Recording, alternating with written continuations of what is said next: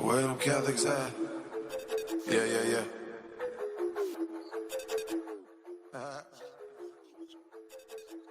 Yo, where them Catholics at? Man, what's the matter with these bishops? And welcome back, everybody. It is the Catholic Convert Show. And it's Monday, September 16th. One full week since we last did an episode. And okay, why was there a break?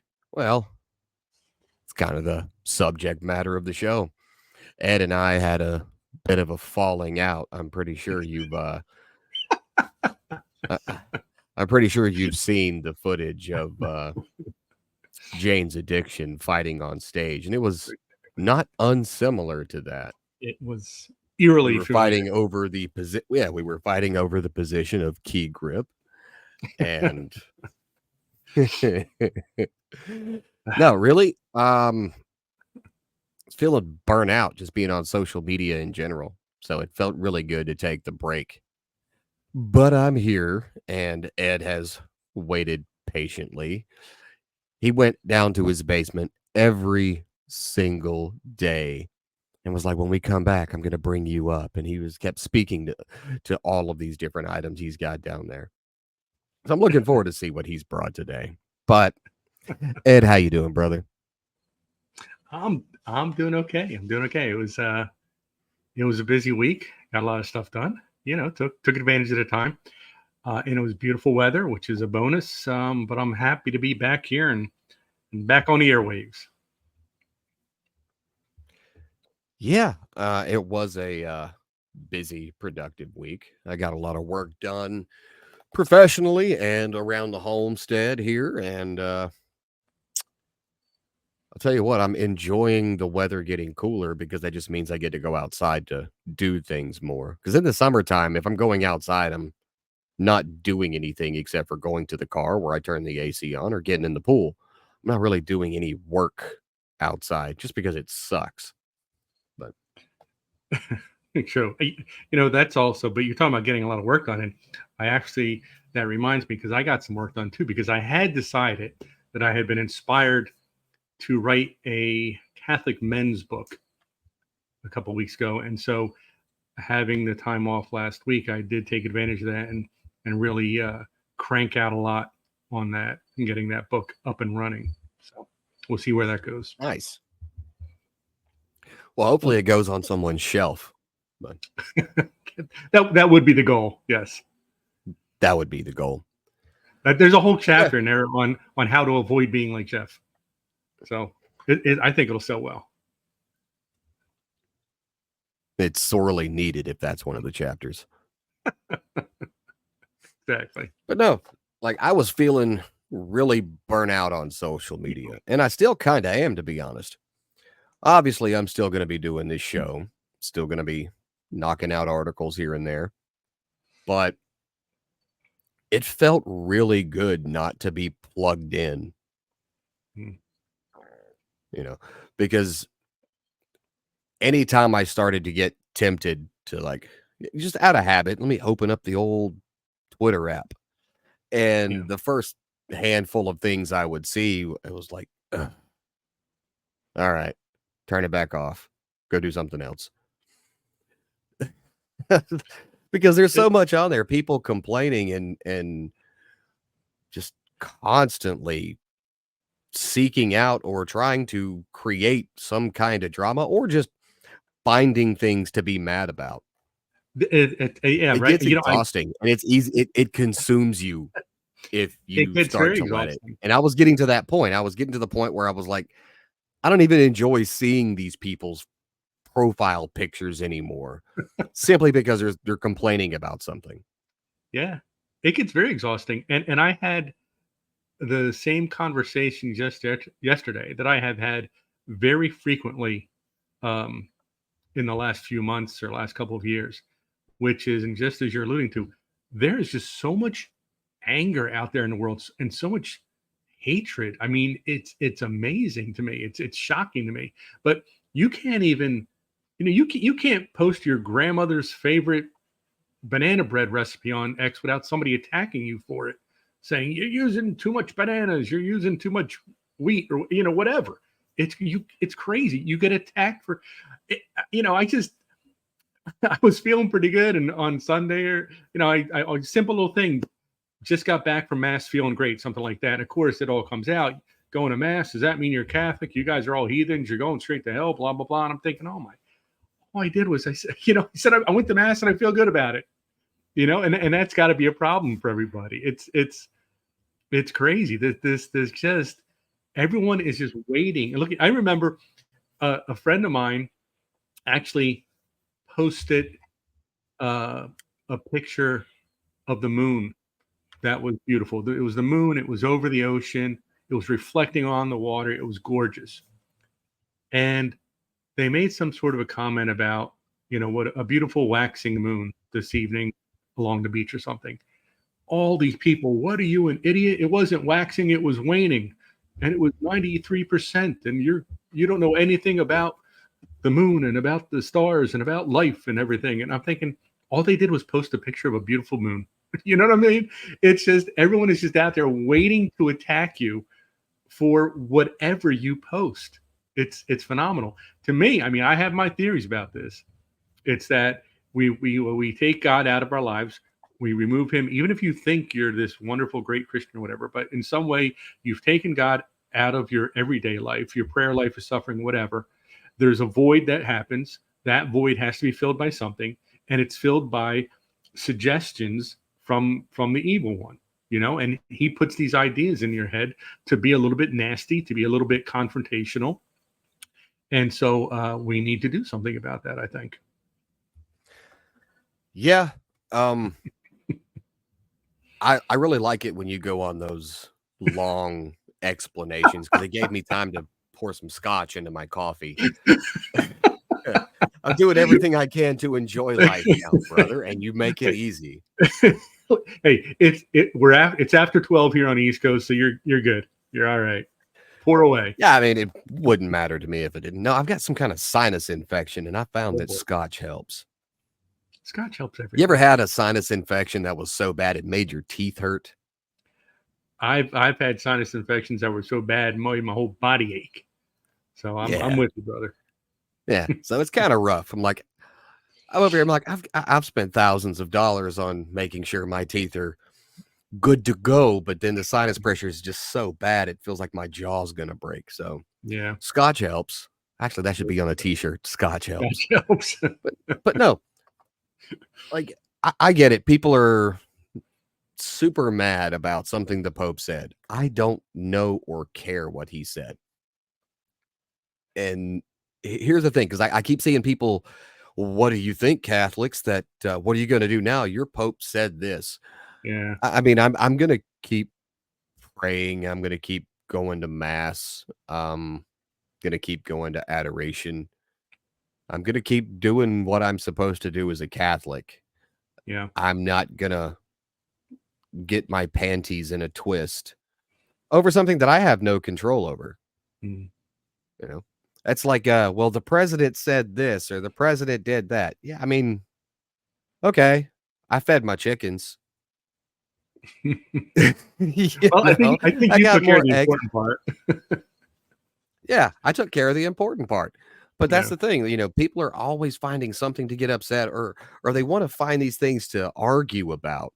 And that negativity, if you engage in it, or not even engage in it, but observe it long enough, you start to feel the residual effects of those things, right? It started to burn me out just seeing people always complaining and arguing and picking fights over the simplest, dumbest things.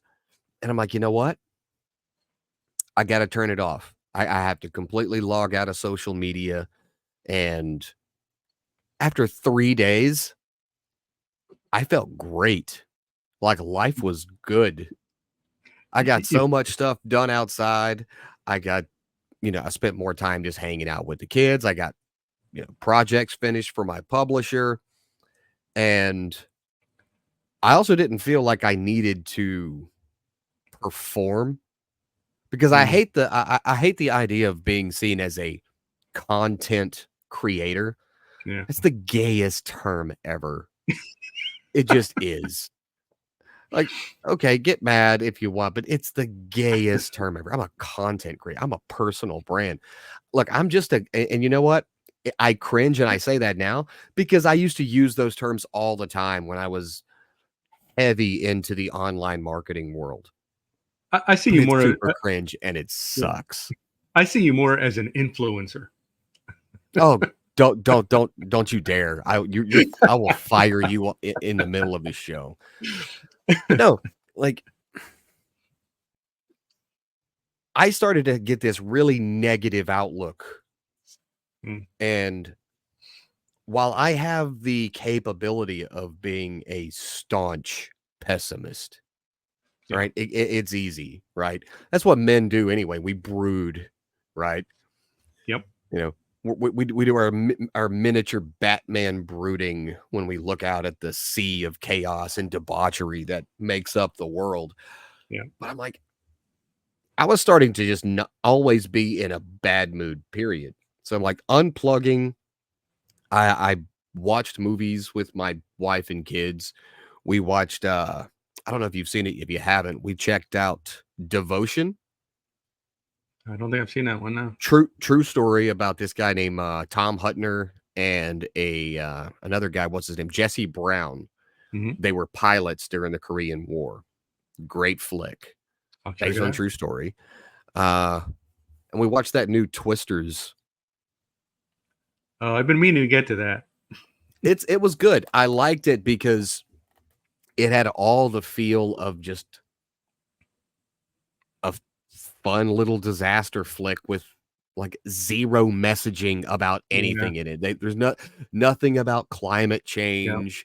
They didn't go out overly hard to girl power it, even though the main protagonist is a female. It's just a Yeah. fun movie, right? I watched it twice, and I think we sat around and just hung out as a family, watched movies together, and wife did a jigsaw puzzle. We went out and ran errands, just simple stuff, right? Yeah. And the longer I was away from social media, the better I felt. It was like doing a colon cleanse. Oh, very much so. And I'm not even sure if that's actually a metaphor. It really isn't. Ugh. But no, it just felt really good. And I wonder how many people that watch or listen to this show or that are spending a lot of time on social media in whatever circles they're in realize how it affects their mood and how that simple unplugging can kind of hit that reset button. And it Yeah. makes you more aware when you see the difference. It's like, holy crap, I was angry about crap that I really don't care about. Exactly. You know, like I have a very low tolerance for the the low reading comprehension crowd, right? Mhm. Like, "Ugh, that's not what that said.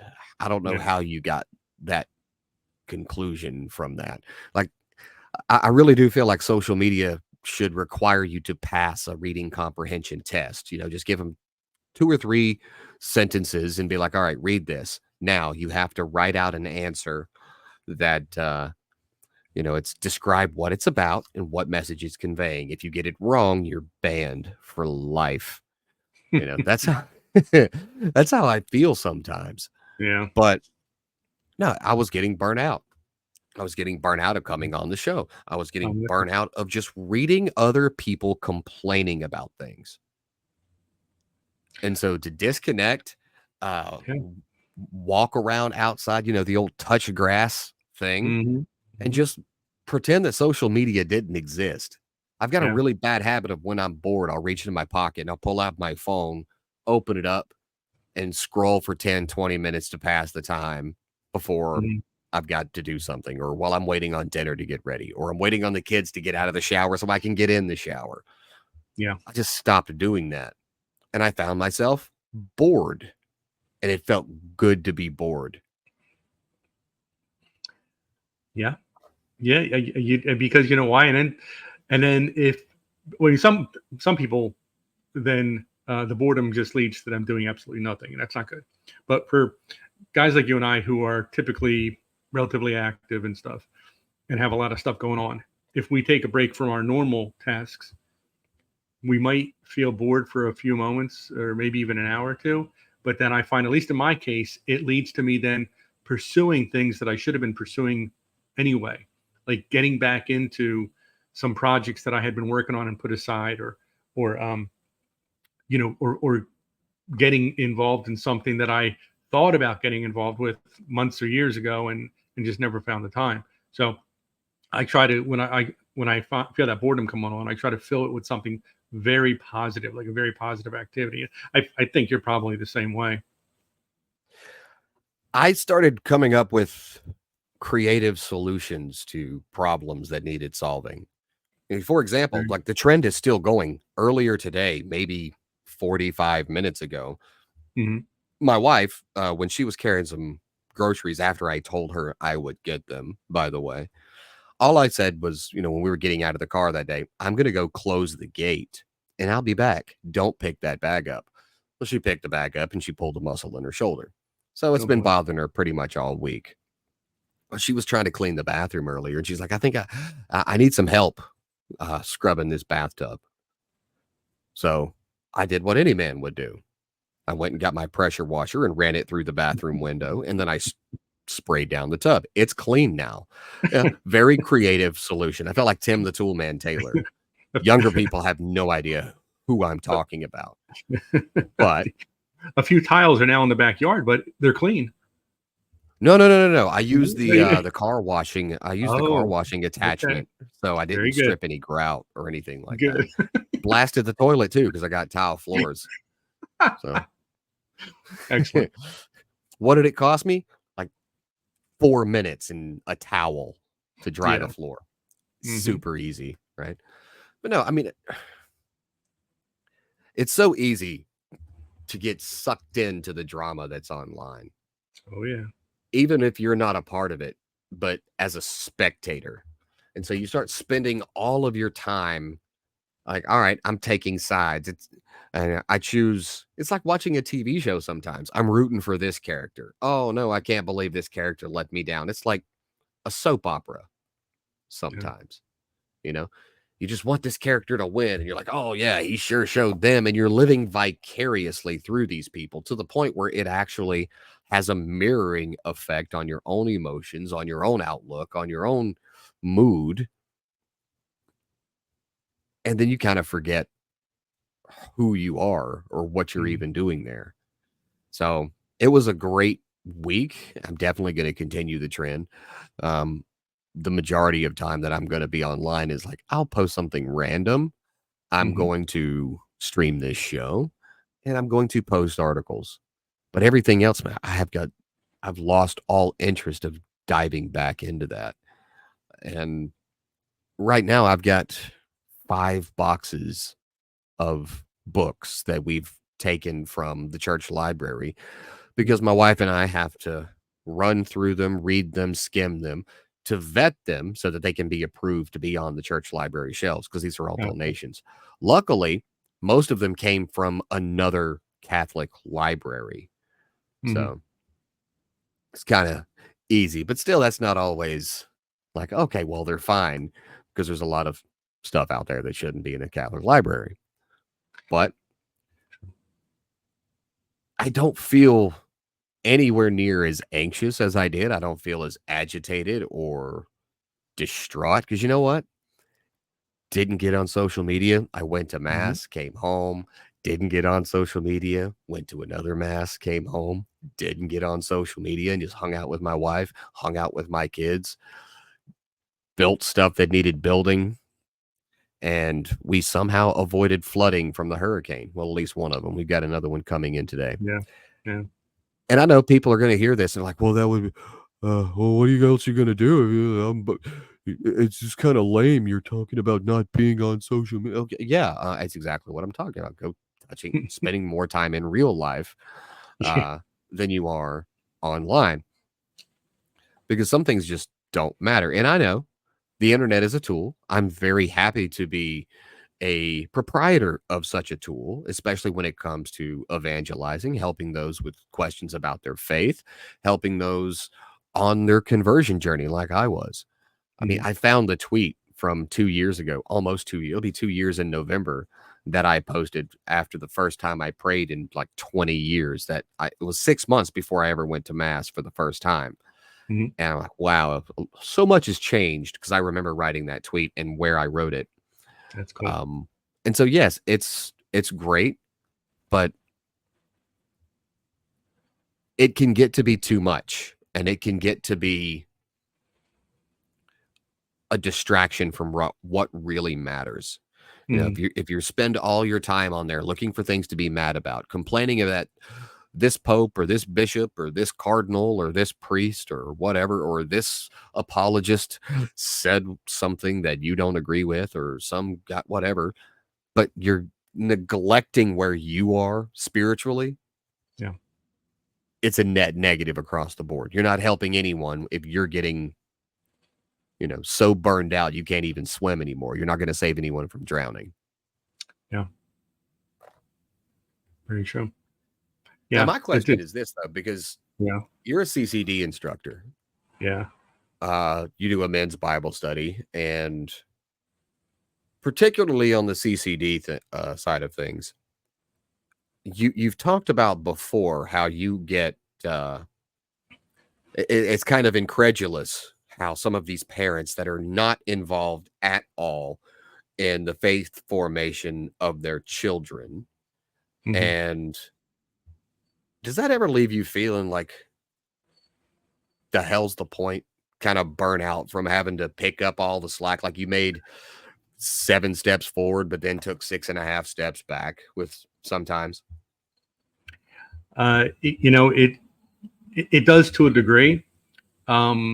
And I think that might be one of the reasons why I'm involved in so many different things, because typically I find when I'm getting really, really discouraged with one of those groups or one of those activities, one of the others has a story in it that's really boosting me and really picking me up. Like if I'm really getting discouraged because it's, 3 months into this new CCD year and still not one single kid in my class has been to mass in those 3 months.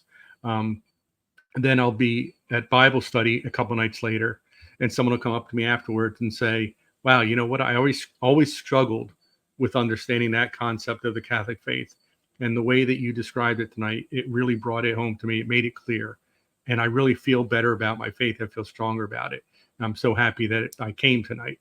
So it kind of balances out a little bit that way, um, because yeah, sometimes I am on that verge of Catholic burnout or just, you know, and I talk about this all the time with whatever group I'm in it, and um, how the Catholic faith, more than any I've ever been exposed to, I think, just has so much to offer. It's incredible when you look at the history of our faith, the amazing people that have been through it, the saints that we have, 10,000 named saints, right? Um, and so many more than that we just don't even know about. Um, but and all the prayers that we have, the mass, the liturgy, the sacramentals, the holy days, the fasting. I mean, you could go on and on and on. The great stories that have come out of 2,000 years of Catholicism, and we have all this at our disposal. The sacraments, first and foremost, and yet there are so many people who say, "Yeah, I'm Catholic," and that's about the extent of them being Catholic. Is yeah, I'm Catholic, and maybe you see them at Christmas and Easter because their mom will kill them if they don't go. Um, and that's about it. And I'm thinking, man, do you realize what you're throwing away? Do you realize what you're avoiding? Do you realize what you're missing out on? It drives me absolutely batty. And that's the thing where you mentioned the CCD class, and that's when I look at those kids and I'm thinking, okay, they're getting an hour and a half a week of me lecturing them and giving them grief. And then they go home and then they will not even hear the word Christ until the following Monday when I see them again. And that's, man, I want to go out in the parking lot after class and just grab each one of their parents and just throttle them a little bit and say, what I've started tonight, you got to keep it going for the rest of the week. You got to keep it going until next Monday. You can't just pull around the circle and drop them off at 6 o'clock on Monday and then pull around again at 8 o'clock and pick them up and not at least say, hey, what did you learn tonight? What did Mr. Jacko talk about? What do you know about your faith now that you didn't know 2 hours ago? Anything, just something. But I talk about, I've told you this before probably. I mean, I talk to these kids. I ask them who went to church the day before. No hands go up. How many of you say grace with your family before meal? How many of you even eat meals with your families? No hands go up. It's just, I don't know. They go to confession twice a year because I take them there. And that's pretty much the extent of it. And it's just upsetting to me because, and you know this, Jeff. I mean, I know you work very hard on this, is that your responsibility as a Catholic man is getting your family to heaven. And you take that very seriously. And I wish others would do the same, and if it's bad enough if you're putting yourself in a position where you're not getting things done and you're not getting yourself into heaven, but when you're failing your family, that's an even a bigger issue. So that's what like, we started our new semester of That Man Is You recently, and that's what that's all about.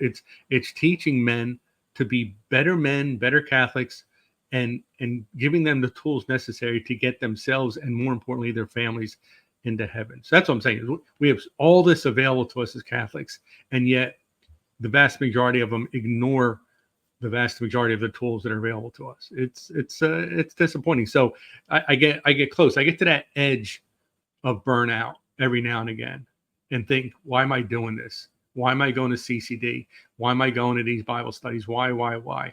But then I realize, because even if I spend my entire life doing this stuff and there's one story somebody comes up to me with and says, hey, I was teetering, I was on the brink, I was about to leave the church, and something you said 8 years ago brought me back, and I don't care how much I went through and how much burnout I had, then that's worth it to me.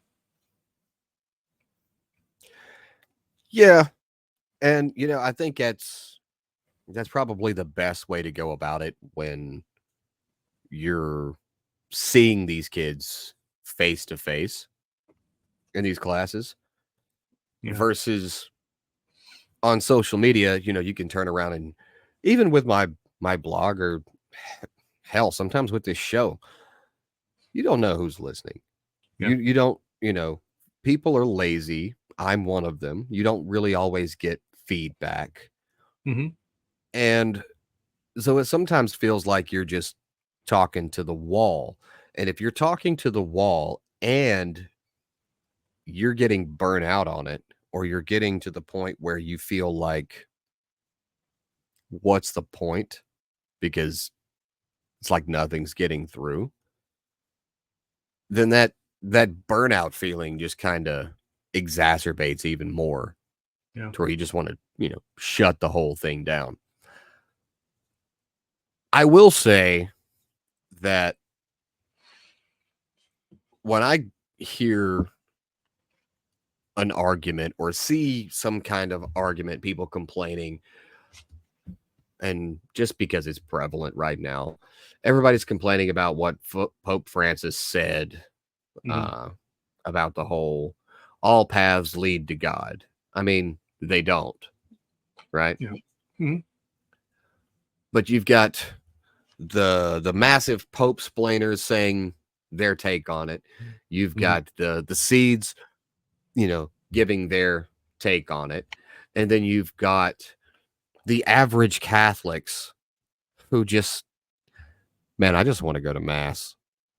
And when I hear about, when I see people complain that, man, we need to get more people into the church. Well, it looks super attractive when every Catholic is screaming and arguing at other Catholics online. Boy, that really looks like, man, I need to get in on that. Everything looks like an episode of the Real Housewives of Vatican City or whatever. It's ridiculous. And so you're like, man, I certainly want to hurry up and get in there so I can argue with strangers on the internet.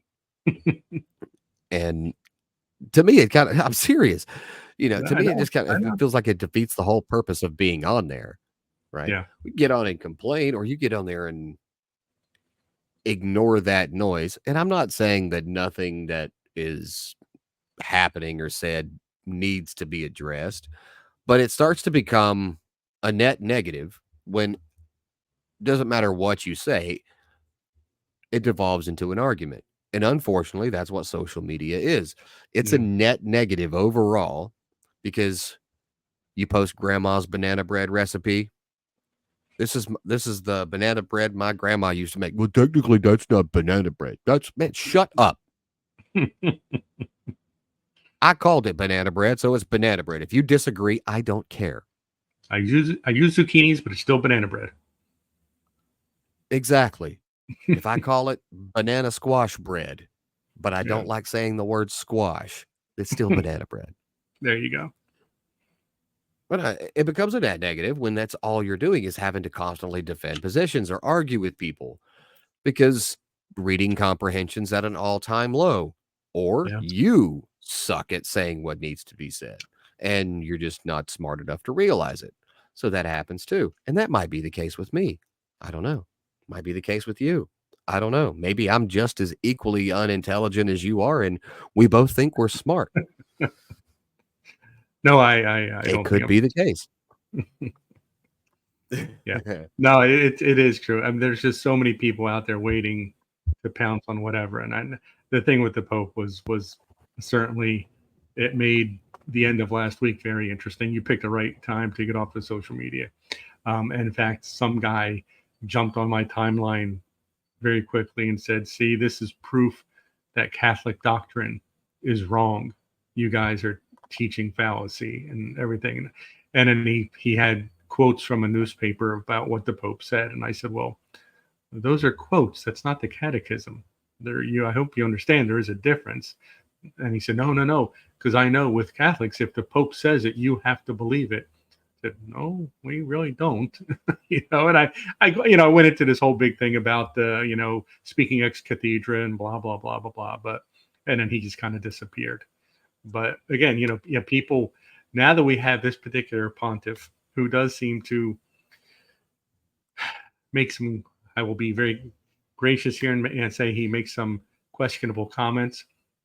There's just so many people that are waiting to pounce on every word out of his mouth and say, this is why Catholicism is nonsense and this is why it's false and everything else. So, but again, it goes back to what I was saying earlier about that there's just this legion of people out there who are just sitting in front of a keyboard or staring at their phone, waiting for some comment, whether it's the banana bread recipe or if it's something out of the mouth of the Pope. They're just waiting to pounce and waiting to correct somebody and waiting to argue with somebody. And I think to myself, man, I'm glad that's not my life. I'm glad that's not where my focus is and what I'm all about. And then I feel badly because sometimes I find myself getting dragged into those arguments and discussions. And then I'll do like a mini version of what you did. Maybe I don't get off of social media for 3, 4, 5 days, but I will back out of that particular conversation because I feel myself being pulled into a dark place and into where I'm no longer speaking as a Christian. I'm speaking as just an angry person, and I don't want to be that person. So I'll just kind of, say, hey, I'm really not going to argue anymore about this, and I hope you have a good rest of the day or something like that. But because that's how it works, everyone wants to drag you into their misery, right? I'm unhappy. What's going to make me happy is making other people unhappy. But that doesn't work. They're still miserable, and now you're miserable along with them. It's anger and hatred and frustration. Those are all like viruses. They don't just go away, they spread. and you don't want to be contaminated by that. So you have to be careful, especially when you're on social media and stuff, because you're anonymous for the most part, and you can just, somebody says something you don't like, and you can just type away really quick and make some really crass, crude comment, and then before you know it, you're 20 comments deep of being just as big an ass as that person was. And it's something we have to be cautious about. Yeah, I wonder if there's some kind of correlation. I mean, personally, I think there is. I think there's some kind of a correlation between people who are unhappy about something in their life, real life, offline, that makes them feel freer online when they get to jump into whatever arguments or debates, or I don't know, kind of throw their digital weight around. Hmm. You know, it, whenever I think about, and this is just how I compare it in my head, whenever I think about how absolutely insignificant that my personal problems are on, you know, a universal scale, right? Mm-hmm.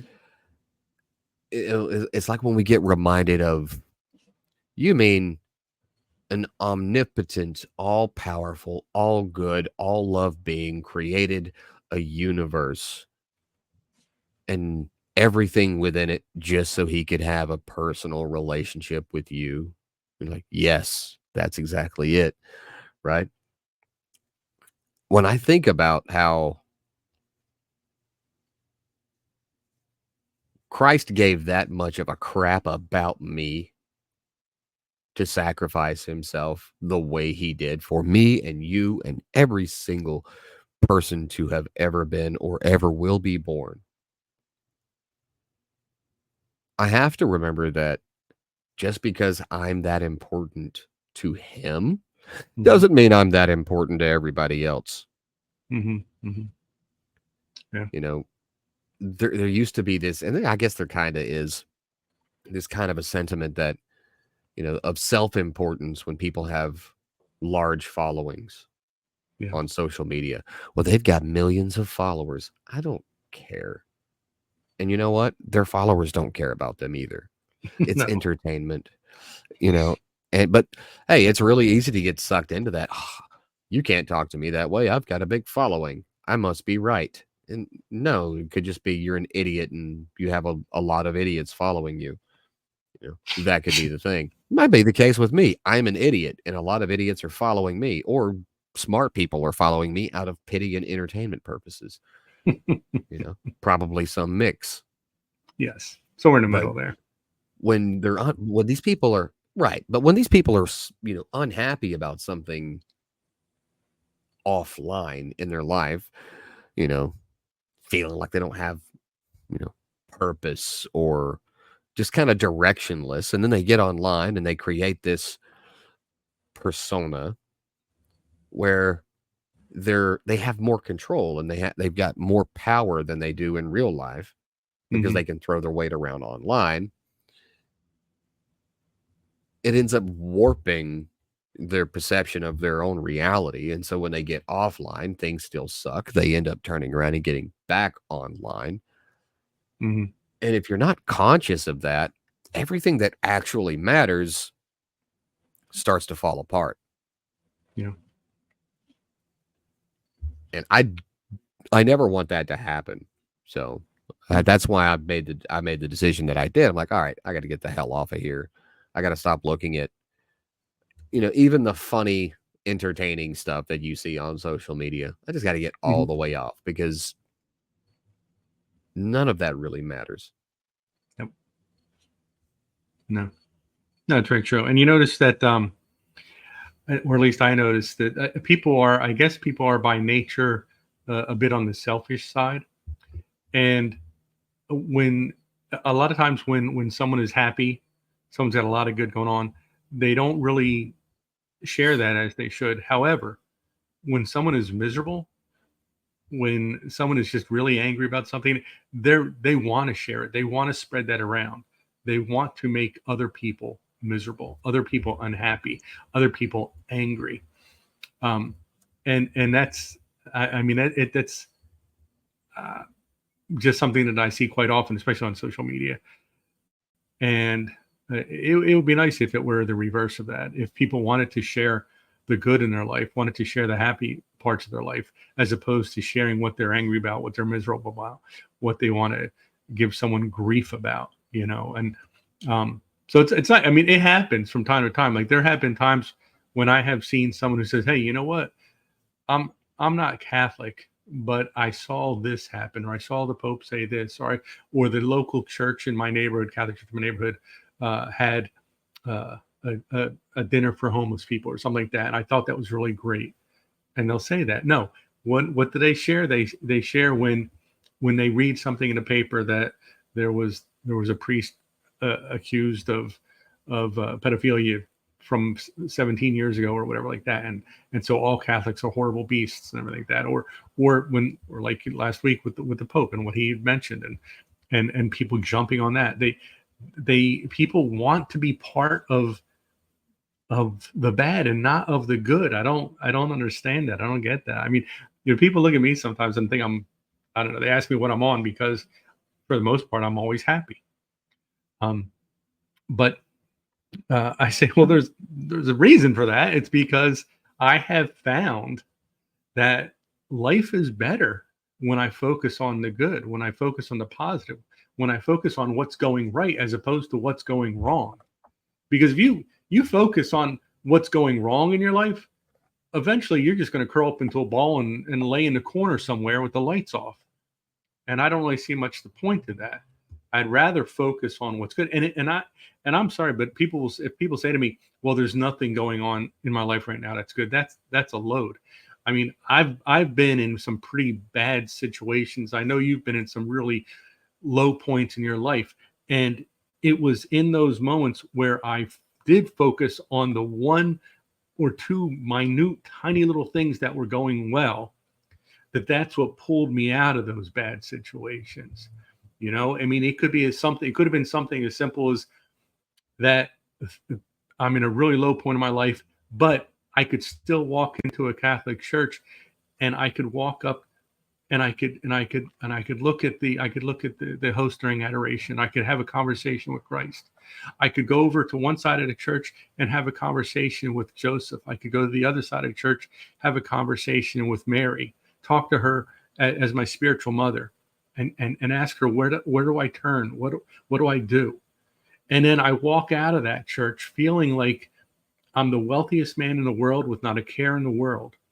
My problems were all still there, but at least now I knew that I was going to get through them. I was going to get past them. And so I walked out of there with a smile on my face, even though the problems were still there. But I knew I wasn't alone. And I think that this is what happens is people, they focus on the bad, the misery, the bad times, the horrible crap. Listen, we're human beings. You know, we are the result of two fallen human beings from a long time ago. And you're not going to have a perfect life. You're going to the older you live, the more crap you're going to live through. I'm sorry, that's just the truth of it all. So you have to be prepared for that. And you have to understand that, like I mentioned earlier, curling up into a ball and hiding out in a corner of a dark room is not really the answer. And it's not going to get you past any of that stuff. You've got options and you've got to take them. And those options involve friends, family, and the church in a reverse order, actually. But you know, we are going to get through everything. I mean, I'll ask people all the time, like, well, in this particular situation you're in, what is the worst thing that could happen? And even if that worst thing that could happen is death, okay, there's something better beyond that. You know, I mean, there's, regardless of what you're going through and how terrible it is, and I feel for you and I pray for you if you're currently going through something. I don't want that for you, but I know that there is something incredible and priceless on the other side of it. And that's what we need to focus on, but we don't. You know, we focus on the negative, we focus on the brokenness in our lives and the difficulties we're going through. and we avoid the good. And if you're not striving to get to that good, you're just gonna fall backwards and fall backwards, and you're gonna get yourself into a very dark place that's difficult to get out of. Yeah. Makes perfect sense. Mhm. Well, I mean, But it no, I mean, does. look, if Yeah. it's where if all you're focusing on are the problems, you're gonna be missing out on the things that are good. Yeah. You know, the great thing about problems is that you can ignore them a little bit and they'll still be problems tomorrow. So you can actually take some time to enjoy the moment you're living in. Mhm. And that's what I wasn't doing. I was, oh man, how am I going to make this show bigger? How am I going to increase my reach? How am I going to get more subscribers? How am I going to, ah, crap, look at all these people. And I was looking at everything as like a means to an end. These people are arguing with that. Let me write up a much better argument so I can get more people arguing, Yeah. because it's good for driving traffic. And it got exhausting, man. Yeah. But that happens. It happens offline too. It happens in real life. You see this on, I mean, like it's part of the reason why I don't talk to my biological family. I've got Mhm. my wife, I got my kids, and that's it because everybody else, it's I'm from that group of people that want to turn everyday life into a Jerry Springer show. And I'm serious, man. Yeah, I Everything's got mean, to be about drama and yeah. so and so's, divorcing or cheating or whatever. I'm like, I don't care. I'm not a counselor. I'm not a lawyer. I'm not a hey, miss me with all of that. Give me good news. Yeah, it's funny that we're talking about this today because when you were talking about movies that you caught up with over the weekend and things like that, and this morning I was taking a little bit of a break and I'm flipping around the channels, and uh, the movie Father Stew with Mark Wahlberg was on, That's a and great movie. it's a great movie. I mean, maybe some of the acting is a little bit, you know, not at the professional level we're used to and things like that. It's kind of like you take a star, Mark Wahlberg, and of course his father is played by Mel Gibson, but and everyone else in there, I didn't recognize another person in the whole movie, but if you look at the story and what's happening, and what this is goes back to what I was just talking about. How I mean, talk about a person who, at every step, just misery was thrown in front of him, and here he thinks, "I'm finally doing something good. I'm turning my life around. I'm giving myself to Christ. I'm going to become a Catholic priest. I'm going to influence so many lives," and then he winds up with this horrible, debilitating disease that eventually takes his life. And he's even told, "You know what? You can't even complete." Uh, the requisites for becoming a priest. We're going to stop you right here. Obviously, he does get ordained at the end, and and then you see the impact that his life had on people. Where there were, and I've read about it. It's not just for the movies. There literally were hundreds of people at a time that would line up to confess to him because of the kind of person that he is and then the example that he showed. And so here's a person where he could have, you know, I'm thinking to myself, if that had happened to me, if I had gone through all he'd gone through, and then I wind up with this disease that's going to just slowly suck the life out of me, I probably would have said, all right, I guess this wasn't meant to be. And I just would have gone into a home somewhere and just rotted away. And he said, no, I'm not going to do that. There's still something I can offer. There's still something that people can learn about my life and the way I'm going to live it. And here we are. We're talking about him years later. And there's countless people whose lives have been changed by his example. So this is precisely what I'm saying. You've got that problem. We all have crap in our lives. There's a lot of people that have a lot more crap than you do. And what are you going to do about it, though? How are you going to respond? Because that's what Christ looks at. He doesn't look at the amount of junk that's in front of you. He looks at what are you doing to get through it and to get past it and to get over that mound of junk. What are you doing? Are you making the attempt? Are you putting in the effort? That's what he cares about.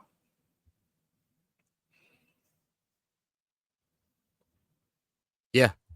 It's very simple, right?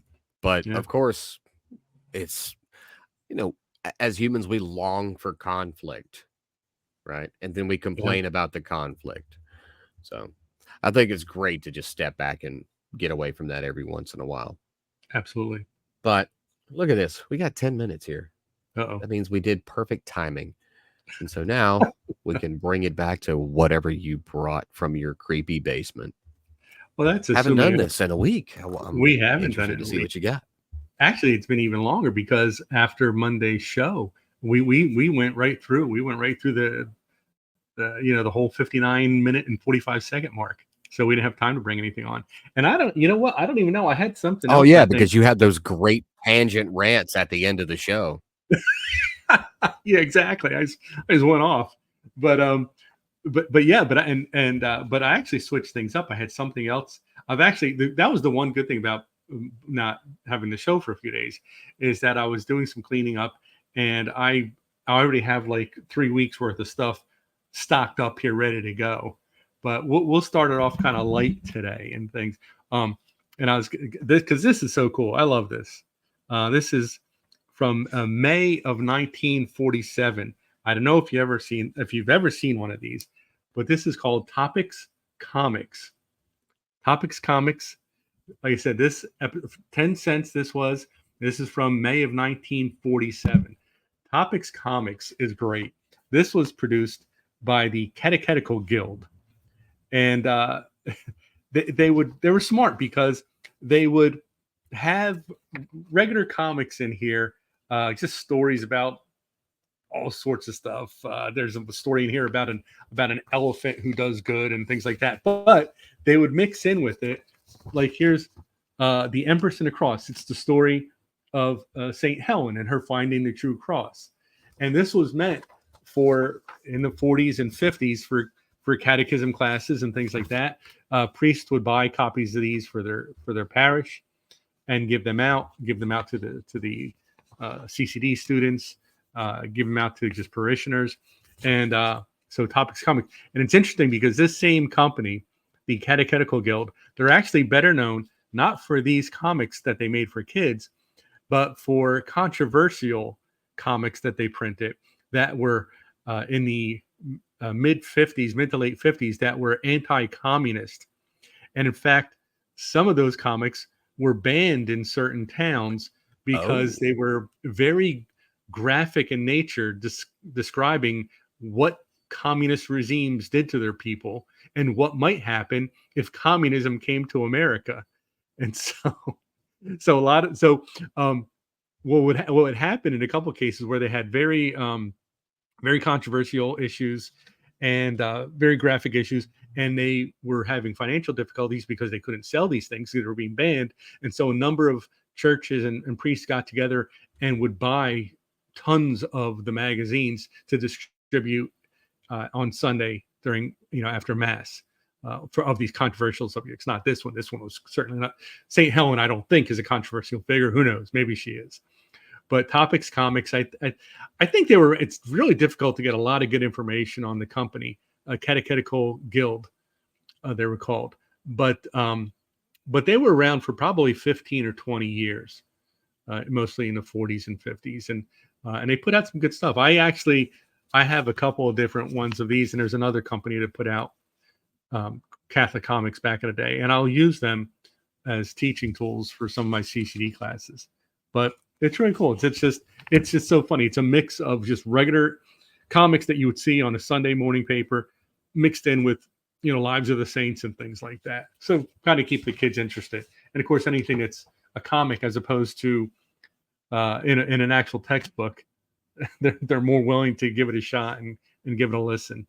So Topics Comics, they are timeless, truthful, and telling.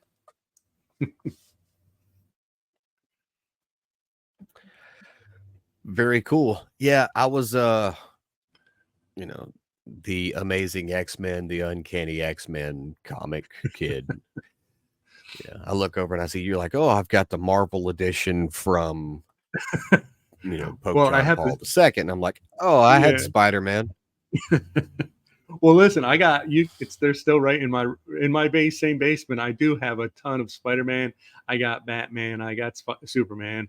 I've got Detective Comics, which are also Batman, and a number of other good ones too. but I do have, and there's this one called I believe it's called Treasure, and I've got a few hundred of those. That was another Catholic one that was distributed in CCD classes from, I think they go back as far as like the 30s or so, and then up through like the 70s or 80s. So they were around for quite a while. And but listen, any way to reach the kids, right? You got to do what you got to do, and that's a shame that we don't still do this kind of stuff, because I think you have to use whatever tools are available to get to these kids and get them to learn about their faith and understand their faith, and hopefully get a little bit excited about their faith. So, like I said, it's another thing I was talking about it earlier in the Sure. broadcast. I mean, you can't walk in and be like, all right, kids, we're going to read through the Catechism of the Catholic Church as promulgated by Pope John Paul II. Pay attention. And they're sixth graders, Yeah. and they're like, all right, you get all that? And they're like, no. Okay. Well, that's the thing. Actually, it's funny you say that, because the homily at Mass this past Sunday, my priest mentioned, when he was a young seminarian, thought he was a genius. He was talking to a catechist who was working with 6-year-olds. And he was like, oh, so what Catholic doctrines are they learning today? And the catechist was like, first and foremost, I'm just teaching these kids that they are loved by God. Mm-hmm.